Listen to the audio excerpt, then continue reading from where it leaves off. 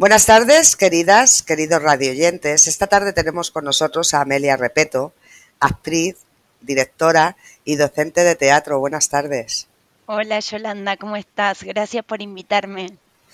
Cuéntame, ¿cómo una psiquiatra acaba en las artes escénicas? Bueno, es una historia larga que espero que no lleve todo el tiempo, pero te voy a hacer un resumen. Yo estaba estudiando, para hacer psiquiatría antes hay que estudiar medicina y estaba terminando la carrera de medicina y se me ocurrió comenzar un taller de teatro con mis veintipoquitos años porque hice la carrera realmente, bueno, en tiempo y forma, porque era una carrera que había hecho por mandato sobre todo y bueno, y me anoto en un curso de teatro para probar, digamos, como un hobby, como cualquier persona que se anota en un taller de teatro como hobby. Cuestión es que fui a ese taller de teatro y me enamoré del teatro y al poco tiempo, a los 3 meses de estar haciendo un curso pequeño en un centro cultural, un amigo, era hace muchísimos años, ¿no? Cuando no había tanto, no había Google, bueno, había Google, pero no era como ahora que todo está no había smartphone, no había nada. Me dice, están haciendo un casting para un festival de teatro que va a ser en Uruguay, yo no conocí Uruguay, eh, y bueno, van a hacer un casting. Y le digo, ay, yo quiero ir al casting porque me sentía fabulosa. En mis 3 meses de teatro sentía que era lo mío. Y le digo, ay, pero no tengo ningún currículum. Bueno, me invento un currículum. Y fui con el currículum y audicioné. Entonces, como que a partir de esa quedé y viajé al Festival de Teatro. En el momento del festival me encontré con un festival latinoamericano donde todos tenían mucha experiencia y mis compañeras de la obra tenían mucha experiencia y cuando empezamos a hablar dónde estudiaba cada una, ellas me dicen, yo digo, no, yo mucho no estudié, bueno, no sé cómo había quedado, no sé. Cuestión que les pregunto, ¿y ustedes dónde estudiaron? Y me dicen, en ese momento era el IUNA. Y le digo, ¿qué es el IUNA? La Universidad de Teatro, me dicen. Y yo, que no tenía nada que ver con ese universo, le digo, ¿cómo existe una universidad de teatro? Y me dicen, sí. Y le digo, ay, pero ¿qué se estudia ahí? Y me empiezan a contar y yo me volví loca. Y ya al año siguiente rendía lo que sería aquí el MIR para hacer psiquiatría. Y bueno, y comencé la residencia en psiquiatría, entonces me di un tiempo y dije, bueno, la universidad en Argentina es pública y gratuita, pero el ingreso en ese momento a teatro era muy, muy difícil, entraban un 10% de la gente que se presentaba, pero yo tenía un nivel de impunidad tremendo porque mi vida iba a ser otra cosa, iba a ser la psiquiatría, una vida muy, ya la tenía diagramada la vida como iba a ser. Entonces, finalmente hago el ingreso a la Universidad de Teatro y yo siempre digo que la puerta de la universidad, ahí entré a la universidad, era primero rendir 5 materias, si pasabas esas materias pasabas un monólogo delante de un tribunal y de todas las que estaban rindiendo ahí y pasé finalmente la universidad, que entraban menos de un 10%, por suerte, porque también tenía mucha impunidad, que siempre digo a las alumnas que vienen, digo, de no perder esa alegría y esa potencia y ese desparpajo que tiene uno al principio al hacer teatro, no perderlo porque te da, la afirmación que te da es no estar neurotizada con eso, te da una potencia escénica tremenda y bueno, yo creo que toda la vida el teatro había sido un poco lo mío, solamente que no me había encontrado porque no era algo que si bien lo había hecho en la escuela y todo, no era algo que era parte de mi vida ni de mi idiosincrasia, toda mi vida era muy estructurada. Entonces finalmente hice la universidad de teatro y la universidad de teatro me conectó con la escena porteña y la escena porteña a lo largo del tiempo me fue tomando y mi vida de psiquiatra terminé la psiquiatría, ejercí años de psiquiatra, pero finalmente no fue que un día dije listo, termino, la dejo aquí, sino que el teatro me fue absorbiendo, absorbiendo y entonces empecé en la docencia, empecé como ayudante de cátedra en mi propia universidad. Luego rendí examen para ser jefa de trabajos prácticos en mi universidad de arte, en la Universidad de Arte, que era pero en la rama de audiovisuales para dirigir actores y actrices, para los directores y directoras de cine como jefa de trabajos prácticos, y así la vida fue virando y fui finalmente dejando la psiquiatría y dedicándome al teatro, y siempre en mi vida de psiquiatra llevaba el teatro a la psiquiatría, y en mi vida de creadora escénica, no tanto como actriz, bueno, creo que empecé a llevar la salud mental al teatro y a fusionar estas dos convivencias que hay en mí que pensaba que había sido una pérdida de tiempo, pero finalmente hoy lo miro retrospectivamente y no ha sido una pérdida de tiempo, al contrario. eh, el teatro tiene mucho de salud mental y de comportamiento, de la mente, ¿no? Y bueno, entonces no fue para nada una pérdida del tiempo, al contrario. Ahora mismo estás inmersa en un proyecto que es el Laboratorio de Creación de Monólogos. Háblanos Sí, un poquito sobre... sí. Estoy haciendo un laboratorio de creación de monólogos en el Umbral de Primavera. Es un lugar muy querido, muy amoroso, un teatro precioso, en donde vamos trabajando a partir de las singularidades, por eso de cada intérprete y del deseo de cada intérprete sobre qué tiene ganas de decir cada intérprete, vamos trabajando generar un monólogo. No tanto desde siempre digo que hay como un oxímoron en mi taller, en mi laboratorio, porque es como un laboratorio como no textocéntrico, donde le faltamos el respeto al texto. Y eso puede ser una falta de respeto para la comunidad teatral, pero lo que vamos haciendo es generar hipótesis de investigación en donde el texto después se fusiona todo con todo, pero es una excusa para explorar todos nuestros gradientes actorales. Entonces, un monólogo que me permita a mí explorar todos mis gradientes actorales, emocionales, formales, expresivos, a partir de un texto. Entonces, que no sea que el intérprete tiene que ir detrás de lo que dice el texto, sino que la actuación va siempre por delante y el texto es una excusa para actuar diferentes cosas, para disociar lo que digo de la emoción, o sea, y cada uno va encontrando su propia singularidad a través de las imágenes que trae, a través de su formación, a través de sus narrativas de vida, no porque me meta con la vida de las personas para nada,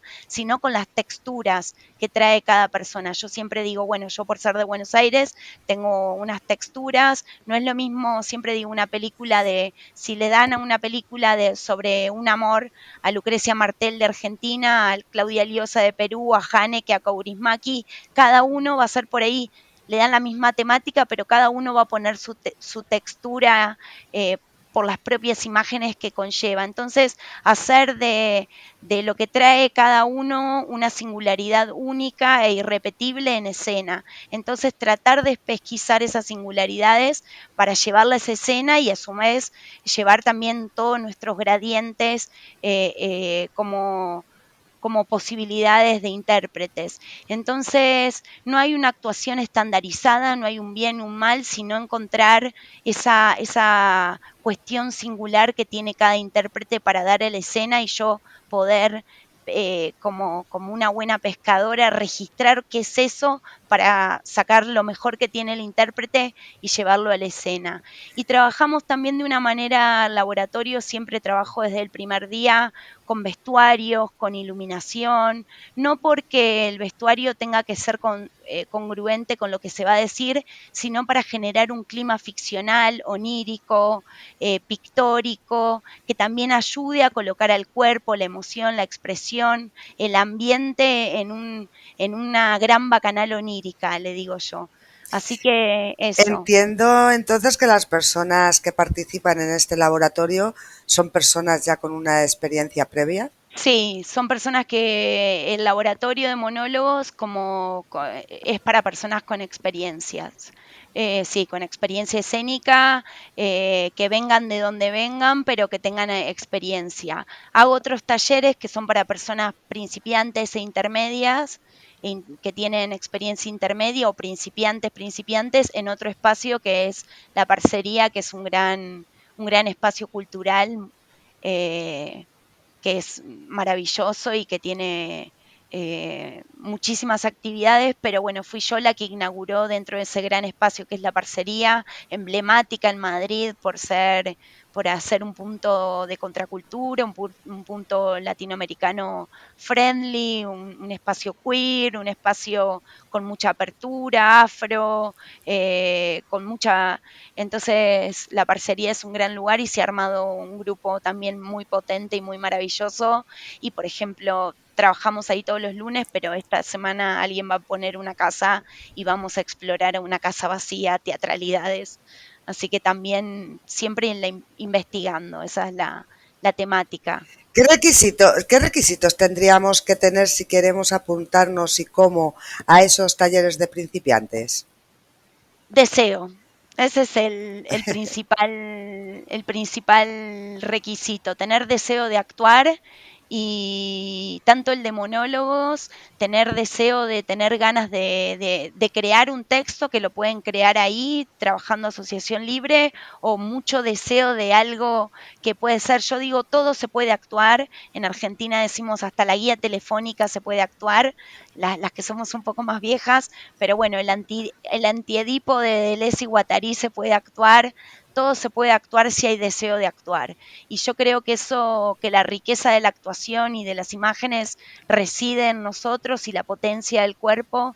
Entonces, y yo creo que el deseo, no hay maquinaria más potente que el deseo de actuar. Entonces, muchas veces vale más alguien que no tiene tanta experiencia, pero que tiene un deseo que quizás el deseo también se va encendiendo a medida que uno hace la actividad. Digo, el deseo mueve montañas. Peco de un poco de estar muy pregnada como buena argentina del psicoanálisis.